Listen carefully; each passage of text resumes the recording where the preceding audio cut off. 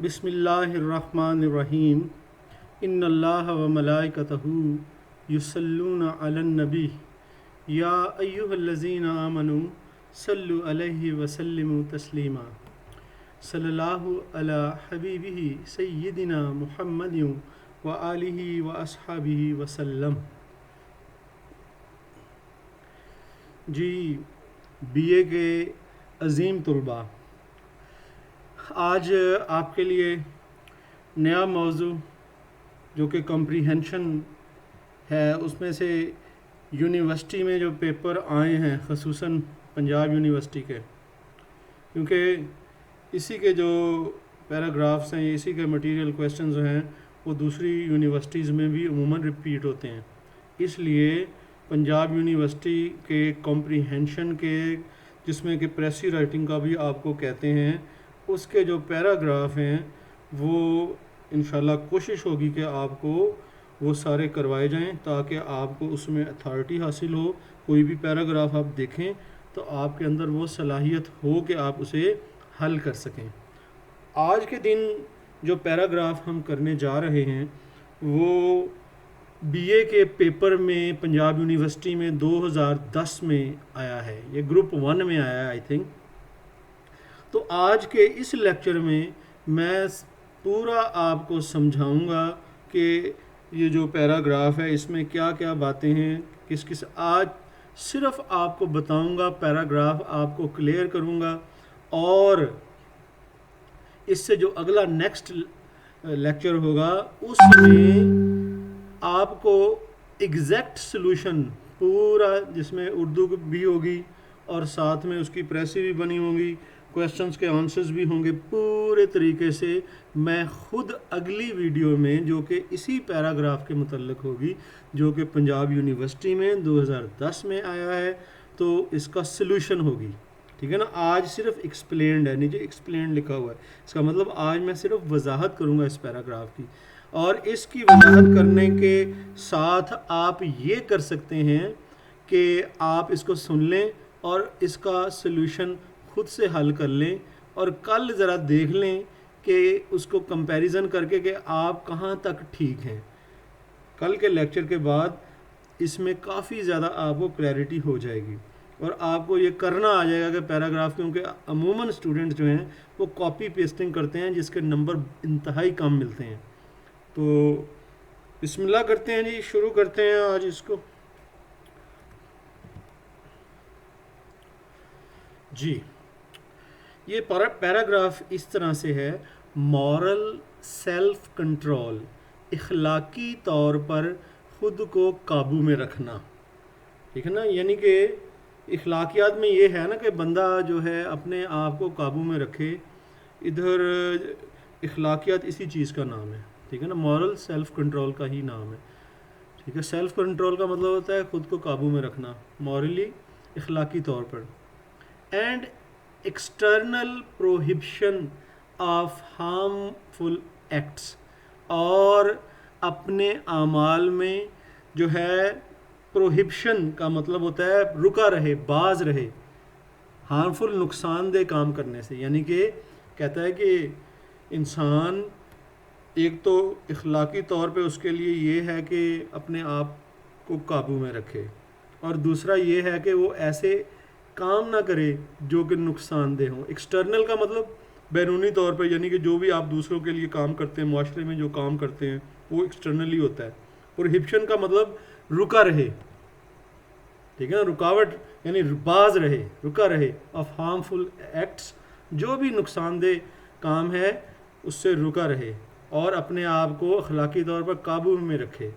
Are not methods of dealing with anarchic instincts. कहते हैं कि ये जो है मुनासिब तरीका नहीं है। एडुकेट का मतलब होता है मुनासिब।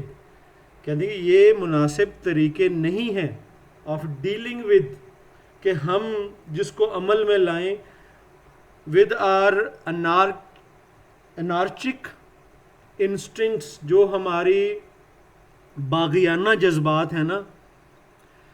इंस्टिंक्ट्स होती हैं जबिलतें, जज्बात।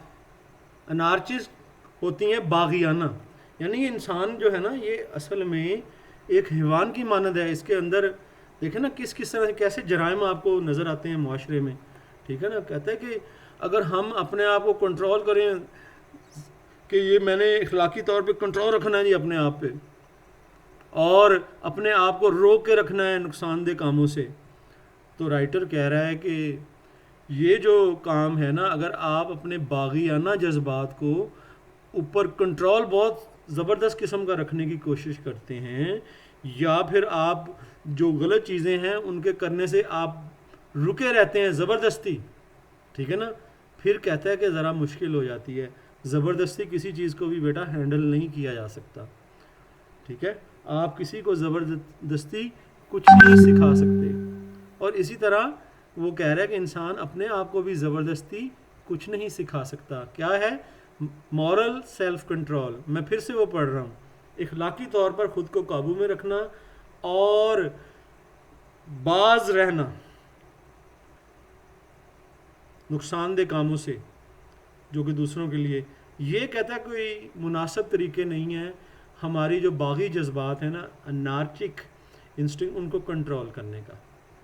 देखें ये किस तरह के पैराग्राफ जो है यूनिवर्सिटी में आते हैं, ठीक है। The reason they are inadequate is that, कहते हैं कि ये जो बात वो कर रहा है कि मैं हम अखलाकी तौर पे अपने आप को काबू में रखें और बाज रहें गलत काम करने से, कहता है ये जो बात है ना होनी तो चाहिए, लेकिन वो कहता है कि ये तरीका ठीक नहीं है। द रीज़न आगे वो बता रहा है, the reason they are inadequate, कहता है कि ये नामुनासिब क्यों हैं ये दोनों बातें कि हम इस तरह से करें।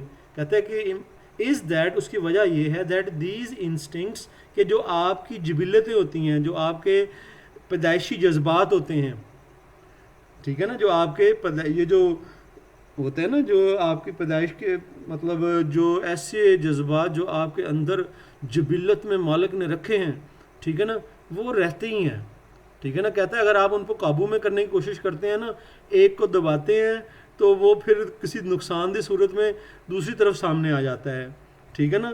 मतलब आप अपनी फ़र्ज़ करें आप अपनी जिनसी ख्वाहिश को दबाते रहें यहाँ तक कि ये आउट ऑफ कंट्रोल हो जाए और आपसे कोई ऐसा काम करवा ले जो नहीं करना चाहिए, ठीक है ना। इसलिए वो कहता है कि इन जज्बात को इस तरह से दबाना नहीं चाहिए।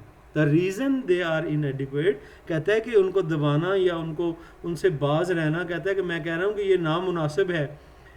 इन इंस्टिंक्ट्स को, इन जज्बात को, इन जबिलतों को, आर कैपेबल ऑफ मैनी डिस्गाइसेस, क्योंकि ऐसे जज्बात जो हैं ये इस चीज़ के काबिल होते हैं, ऑफ मैनी डिस्गाइसेस, कि ये रूप धार लेते हैं। डिस्गाइस होता है रूप, ठीक है ना, बहरूपिया, यानी कि आप एक तरफ से रोकेंगे ना, ये किसी और शक्ल में, ठीक है ना। देखें कोई ऑफिसर जो है किसी से नाराज़ हुआ, वो उससे तो गुस्से नहीं हो सकता, आगे जो उसके नीचे होता है वो उनसे नाराज़ होना शुरू हो जाता है, वहाँ पर तो नहीं उसकी चलती, यानी कि वो गुस्सा कहीं ना कहीं से निकलता है। कोई भी जज्बा जिसे आप कंट्रोल करने की कोशिश करेंगे ना, वो कहता है कहीं ना कहीं उल्टी शक्ल में निकलेगा। कहता है कि ये जो जज्बात होते हैं, ये जो इंस्टिंक्ट्स होती हैं, ये जो जबिलतें होती हैं, पैदाइशी जो वस्फ होते हैं, आर कैपेबल ऑफ मैनी डिस्गाइसेस, ये इस चीज़ के काबिल होते हैं कि ये बहरूप बदल लेते हैं, as the devil in medieval legend. कहता है कि जिस तरह ये जो 14वीं 15वीं सदी में लिटरेचर लिखा गया ना, मेडिवल, उसको मेडिवल कहते हैं, जो है ना, ये जो हमारा आज मॉडर्न दौर है ना, इससे पहले का दौर जो है, बल्कि आपके 17वीं 18वीं सदी को मेडिवल कहते हैं। कहता है कि उस दौर में कहानियाँ लिखी जाती थीं और उसमें कहानियों में डेवल का करैक्टर होता था, और डेवल जो था ना वो किसी ना कोई रूप इख्तियार कर लेता था हीरोज़ को तंग करने के लिए, ठीक है ना, उसका ऐसा रोल होता था। कहता है आपके जो पैदाइशी जज्बात हैं ना, ठीक है ना, इसमें भूख को सेटिस्फाई करने को, शोहरत को सेटिस्फाइड, सेक्स को के लिए जो जज्बात हैं, कहता है ये कोई ना कोई रूप दूसरा धार लेते हैं, इसलिए इसको बहुत सख्ती से अगर कंट्रोल करेंगे तो ये कोई ना कोई दूसरा रूप धार के आपके सामने आ जाएंगे। At some of these disguises deceive even the elect, और कहता है कि ये जो ऐसे जज्बात है ना, ये बाज़ औक़ात इस तरह के रूप धारते हैं। देखो ना, सम ऑफ दीज डिस्गाइसेस, ये ऐसे रूप होते हैं इनके, डिसीव इवन द इलेक्ट, कि ये जो धोखा दे देते हैं। यहाँ तक कि जो पसंदीदा लोग, द इलेक्ट का मतलब होता है जिनको आप मालिक ने चुनाव किया हो, ठीक है ना, अल्लाह के वली जो अल्लाह की मोहब्बत में गर्क हो, कहते हैं ये जो जज्बात हैं ये उनको भी डिसीव कर देते हैं। यहाँ पर नफ्स की देख लें बात हो रही है। नफ्स जो है कई शक्लें बदल के, इबादत में भी आता है नफ्स, इल्म में भी आता है। इल्म के, क्योंकि नफ्स शैतान में भी मौजूद था, उसके इल्म ने उसे भटका दिया, देखा ना। तो यानी वो कहता है कि ये जो जज्बात जिसको आप कंट्रोल करना चाहते हैं ना, वो किसी ना किसी सूरत में सामने आ जाते हैं। और यहाँ तक कि जो पाकबाज दी इलेक्ट पाकबाज लोग थे उनको भी इन्होंने भटका दिया। इसलिए कहता है उनको दबा के रखना और किसी चीज़ से अपने आप को बाज रखना ये सिर्फ हल नहीं है। द ओनली एडिक्वेट मेथड, सिर्फ मुनासिब तरीका, एडिक्वेट का मतलब मुनासिब, मेथड तरीका, इज़ टू डिस्कवर, वो ये है कि हम दरियाफ्त करें, तलाश करें, what are the needs of our instinctive nature, कि हमारी जो फितरत है ना, पैदाइशी फितरत है, इंस्टिंक्टिव नेचर, उसकी ज़रूरियात क्या हैं। जाहिर है एक ख़ास उम्र पर पहुँचने पे शादी भी करनी है, ठीक है ना, भूख लगने पे खाना भी अच्छा मिलना चाहिए, कि यानी कि अगर हम कहें कि खाना देना नहीं है, अपने आप को रोक के रखना है, तो फिर बंदा तो जाहिर है पागल होने का भी अंदेशा हो सकता है। वो कह रहा है कि ऑफ आर इंस्टिंक्टिव नेचर, कहता है सबसे मौजू बात ये है, मौजू तरीका ये है कि हम तलाश करें कि हमारी जो बुनियादी या पैदाइशी ज़रूरियात हैं वो क्या हैं, and then to search for the least harmful way, तब हम कम नुकसानदेह रास्ता अपनाएं ऑफ सेटिस्फाइंग देम, उनकी तस्कीन का, यानी कि कोई ना कोई ऐसा रास्ता अपनाएं जो कि नुकसानदेह ना हो, कम से कम नुकसानदेह हो, और आपकी वो जो हिस्सा है उसकी तस्कीन भी हो जाए। जी आप मेरे साथ जुड़े हुए हैं? यस सर, मैं आपके साथ हूँ। आप समझ भी रहे हैं? यस सर, हमें समझ आ रही है। और देखें ये यूनिवर्सिटी में कि लेवल पे किस तरह के पैराग्राफ्स होते हैं, ठीक सर है। ये तो बहुत आला जो है ना, एक मोटिवेशनल पैराग्राफ है ये। हाँ ये बिल्कुल, तो ठीक है। इसका नॉलेज जो है ना, ये तो बहुत जो है ना जरूरी है। बिल्कुल बिल्कुल देखें सही। इसमें बहुत सारी चीजें क्लियर हो रही हैं, और जो हकीकत पे मंदी हैं, और जो उनका सल्यूशन है वो भी बता रहे हैं। हाँ और बिल्कुल बिल्कुल बिल्कुल सही है। लेकिन ये अगर कोई स्टूडेंट वैसे पढ़े ना जिसकी वोकेबलरी कम जी हो, सर। तो उसके लिए अंदाज़ा जी, लगाना बहुत मुश्किल हो जाता है। पहली बात है सर, वर्ल्डिंग ही ऐसी है कि वो हम हाँ, इनमें यूज कम होती है। अब ये है कि आपने इसको जो है ना बार बार जब सुनते रहेंगे ना तो आपकी वोकेबलरी इंक्रीज होगी। ये जी लेक्चर्स सर। इसलिए रिकॉर्ड किए जाते हैं, यूट्यूब पे डाले जाते जी। हैं, ताकि आप जी सर। सुने, इसको सुनेंगे एक तो आपकी कैपेबिलिटी कि मैंने इस पैराग्राफ को कैसे हैंडल करना है ये तो होगी, साथ में आपकी वोकेबलरी जो कि पूरी ज़िंदगी आपके काम आनी है वो भी ये बढ़ती जाएगी। सर, वोकेबलरी तो सर कहीं से भी निकल सकती है, उसका तो कोई खास कंप्रीहेंशन से ताल्लुक नहीं है, ये टेक्स्ट वो से नहीं है। वो वो वोकेबलरी जो बेटा जब ये एक मैं बोल रहा हूँ ना, ये जो वर्ड्स हैं जी, ये मैं सारी सर लिख वोकेबलरी रहा हैं। हूँ, हाँ नोट नोट कर रहे हैं, हम साथ साथ नोट कर रहे हैं सर। हाँ ठीक हो गया। अब मैं फिर आगे चलता हूँ। Yes sir, continue. Since spontaneity is what is most thwarted by machines, कहते हैं कि जो आज़ादी है, स्पॉन्टेनिटी कहते हैं आज़ादी को, किसी को फ्री हाथ दे देना, कहता है कि ये जो इंसानों की आज़ादी है ना, इन के वो काम में लगे रहते थे, ठीक है ना किसी पॉजिटिव चीज़ में, लेकिन कहता है कि इनको सबसे ज़्यादा थवाट किया है, नुकसान पहुंचाया है बाई मशीन ने। कहता है कि जो आज़ादी थी ना लोगों को कि वो अपने आप को इन्वॉल्व करते थे किसी भी अच्छे काम में, कहता है कि मशीनें ज़्यादा आ गई हैं तो उससे उस चीज़ में वो रुक गए हैं, ठीक है ना। अब हम ज़्यादातर देखें आजकल जो यूथ है मोबाइल के साथ कितना इन्वॉल्व रहती है। The only thing that can be provided is opportunity, कहता है कि अगर किसी को किसी का नुकसानदेह पहलू ख़त्म करना है तो उसे कोई मौका में तो मिले ना अपने आप को जाहिर करने का, निकालने का। अपॉर्चुनिटी होती है मौका, and use made of opportunity, और वो जो मौका उसे मिले और फिर must be left to the initiative of the individual, और उसे उसकी मर्जी पर छोड़ देना चाहिए। इनिशिएटिव होता है मर्जी, इंडिविजुअल इंसान, यानी कि हमें चाहिए कि इंसानों के लिए ऐसे मौके पैदा करें जिसमें कि वो अपनी ज़ात की तस्कीन जो है वो कर सके पॉजिटिव वे में। ऐसे मौके इंडिविजुअल कहते हैं इंसान को, कहता है कि ऐसे काम करने चाहिए, क्योंकि मशीनों ने इंसान को बिल्कुल महदूद कर दिया है। वो जो चीज़ें जो उसकी ज़ात से निकल के दूसरों जो कि बैलेंस होनी थी, अब वो बैलेंस नहीं होती, इसलिए वो मुआशरे के लिए नुकसानदेह काम करता है। आगे चलते हैं जी फर्दर। नो डाउट, इसमें कोई शक नहीं, considerable expense would be involve. अगर ये आप काम करना चाहते हैं ना कि इंसानों की भलाई का, हर एक को आप किसी पॉजिटिव काम में लगा दें, वुड बी इन्वॉल्व, कहते हैं कि but it would not B, कहते हैं कि इसमें कंसिडरेबल काफ़ी ज़्यादा एक्सपेंस खर्चा लगाना पड़ेगा जब आप लोगों के लिए इस तरह की सहूलत पैदा करें। Would be involve but it would not be comparable to the expense of war. लेकिन कहता है कि ये आप खर्चा अगर इंसानों के पॉजिटिव पहलू पर करेंगे ना, तो कहता है आपको बहुत ज़्यादा खर्चा लगेगा, लेकिन इतना ज़्यादा खर्चा ये नहीं होगा कि आप जंगों में जितना लगा देते हैं। ठीक है ना, अमेरिका ने इतने, हमारे गरीब मुल्कों के बजट जो है वो नहीं होते जितना उनका एक दिन का खर्चा होता है जंग में। कहता है जंग में जो खर्चे आते हैं उनसे फिर भी ये खर्चा कम होगा अगर मुवाजना करें, जो कि आप इंसानों के लिए पॉजिटिव वे में लगा दें। अंडरस्टैंडिंग ऑफ ह्यूमन नेचर, कहता है कि इंसान की तबीयत को, फितरत को समझना must be the basis of any real improvement. ये जो है कोई भी, कहता है कि इंसान की जो तरक्की है, इम्प्रूव करना है, बेहतर बनाना है इंसान को, इंसानी ज़िंदगी को, इन ह्यूमन लाइफ, तो ये ज़रूरी है कि समझ हो कि इंसान की फितरत क्या है। इंसान की फितरत समझने में अगर हम पैसे लगाएंगे ना, काम को चलाएंगे, और हमें इंसान की फितरत की समझ लगेगी, तो फिर इंसान की ज़िंदगी जो है ना, इज्तिमाई तौर पर पूरी दुनिया के इंसानों की ज़िंदगी इम्प्रूव हो जाएगी। Science has done wonders in mastering the laws of physical world. Science ने मोजज़ाना काम किया है।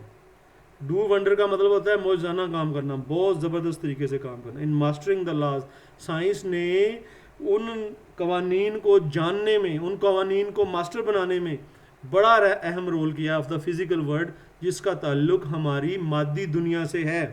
यानी अब हमें पता है कि अब देखें इलेक्ट्रॉन, एटम, कौन सी मशीनरी, किस तरह से, ये सारी मादी दुनिया है। कहता है इंसानों ने ये बड़ा काम कर लिया इस पर, ठीक है ना, इतनी डेवलपमेंट कर ली है। लेकिन कहता है कि फिजिकल वर्ल्ड के तो हमने कर लिया, but our own nature is much less understood. लेकिन जो हमारी अपनी तबीयत है, पर अपनी फितरत है इंसानी, उसको हमने कम समझा है एज येट, अभी तक, देन टू द नेचर। बल्कि हमने क्या समझा है, नेचर ऑफ स्टार्स के, देखे ना कितना पैसे खर्च कर दिए कि सितारे कैसे होते हैं, चांद सितारे, ये समझ, एंड इलेक्ट्रॉन्स, और फिर हमने इलेक्ट्रॉन्स को भी समझने की कोशिश की। कहता है लेकिन हमने अपनी तबीयतों को, अपनी नेचर को कम समझा है। When science learns to understand human nature, जब साइंस जो है वो सिखाती है, कहता है कि सिखाएगी कि इंसानी फितरत क्या है, it will be able to bring happiness. अगर साइंस ये काम करेगी ना, इंसान की नेचर पे काम करेगी, तो फिर इससे क्या होगा, ये खुशी को लाएगी, bring happiness into our lives, हमारी ज़िंदगियों में। Which machines and the physical science, जो कि मशीनें या मादी साइंस, जो कि आज जिस पे ज़्यादा काम हुआ है, हैव फेल्ड टू क्रिएट, जो कि पैदा करने में नाकाम रही हैं। यानी मशीनें, साइंस को अगर इंसान की फलाह के लिए लगा दिया जाए तो हमारी ज़िंदगी में खुशी आएगी, वो खुशी जिसको कि मशीनें और मादी तरक्की साइंस की वो लाने में नाकाम रही है। ये जी पंजाब यूनिवर्सिटी में 2010 में ग्रुप 1 में ये पैराग्राफ आया है जो कि हमने किया है। ये तो था जी पैराग्राफ।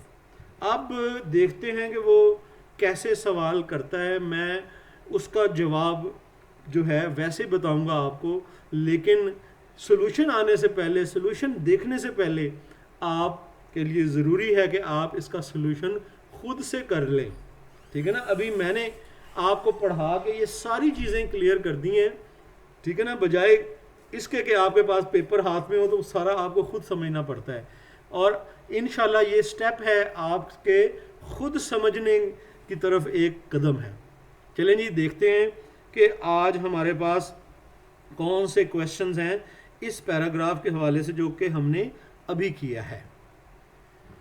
देखें जी, क्वेश्चन पहला वो क्वेश्चन पूछ रहा है why are moral self control, क्यों अपने आप पे काबू पाना और एक्सटर्नल प्रोहिबिशन और अपने आप को जो है बैरूनी तौर पर बुरे कामों से रोकना, अनार्चिक इंस्टिंक्ट्स, क्यों ये बागियाना जज्बे हैं, यानी कि ये क्यों नुकसानदेह चीज़ें हैं कंट्रोल में रखना, इसका ज़ाहिर जवाब वहाँ से मिलेगा, क्योंकि वो बताता है कि ये जो चीज़ें हैं अगर आप इन पे ज़्यादा सख्ती करते हैं, कंट्रोल में रखते हैं, then they disguise into some other thing, वो दूसरा रूप धार लेती हैं, ठीक है ना, एंड बिकम मोर हार्मफुल, और ज़्यादा वो नुकसानदेह हो जाती हैं। तो कहता है कि ये जब तक वी शुड हैव, हमारे पास होने चाहिए, क्या होने चाहिए कि ये जो हमारी फितरत है, जो कि हमारे अनार्चिक इंस्टिंक्ट्स हैं, उनको सेटिस्फाई करने के लिए ऐसे तरीके होने चाहिए जिस पे इस्तेमाल में लाते हुए हम अपने नुकसानदेह पहलुओं को, अपने हार्मफुल एस्पेक्ट्स को कम कर सकें। ठीक है ना, ये आपने नेक्स्ट लेक्चर देखने से पहले ये क्वेश्चन जब मैं बता रहा हूँ ना, इसकी अंडरस्टैंडिंग करनी है कि हमने ऐसे वेज अडॉप्ट करने हैं जिससे जो हमारे अनार्चिक इंस्टिंक्ट्स हैं वो बैलेंस हो जाएं।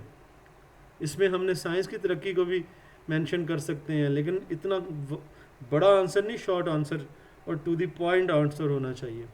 What is the adequate method, दूसरा क्वेश्चन है जी, कौन सा मुनासिब तरीका है to deal with anarchic instincts के जो हमारे बागियाना जज्बात हैं, इनको कंट्रोल में लाने का कौन सा तरीका अच्छा है। देखें ना, ये उससे पहले से मिलता जुलता है।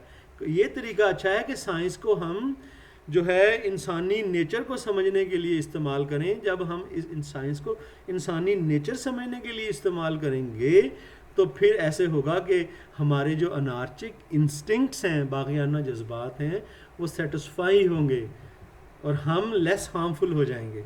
तीसरा क्वेश्चन क्या है जी, what should be the basis of real improvement in human life. अगर आप चाहते हैं कि इंसानी ज़िंदगी में वाक़तन बेहतरी आ जाए तो फिर क्या होना चाहिए, इंसानी ज़िंदगी में वाक़तन बेहतरी आ जाए तो फिर हमें इंसान, उसने बताया है ना कि इंसान की नेचर को समझना है।